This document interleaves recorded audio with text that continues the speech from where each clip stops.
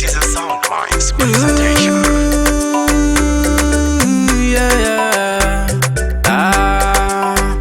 Blaka Beats, Triputa Kamine.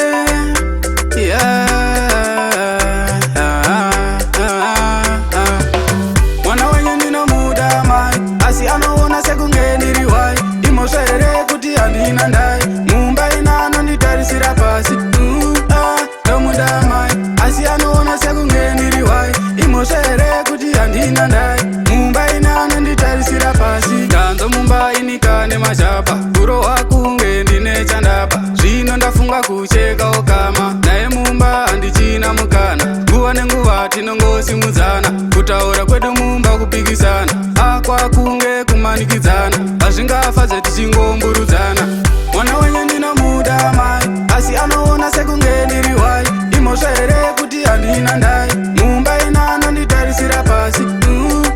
Ndomuda mai, asi anoona sekunge ndiriwai. Imoshere kuti handina ndai, mumba inano nditarisira pasi. Nhamo yangu yato yekusashanda, zvakonzera imba yangu itoshata. Mabasa emumba ndini ndoshanda, ndikada kuramba dzatova manda. Kusuka kubika ndini ndatova mai, ndichingoitiswa semufudzi wehwai. Ndakatorarise ndokutsamira papiro, andikona ini aya maitiro. Takuita setinobatana chibharo, hembe dzinobudiswa nechinziwa chavo. Ture mwana angaputsa musha, azive kuti pamba ndini samusha.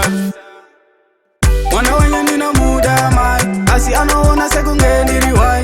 Imoshere kuti handina ndai, mumba inano nditarisira pasi. Ndomuda mai, asi anoona sekunge ndiriwai. Imoshere kuti handina ndai, mumba inano nditarisira pasi. Tanzo mumba inikane mashapa, kuro wakunge ndine chandapa. Zvino ndafunga kucheka okama, naye mumba handichina mukana. Nguva nenguva tinongosimudzana, kutaura kwedu mumba kupikisana. Akwakunge kumanikidzana, hazvingafadze tichingomburudzana.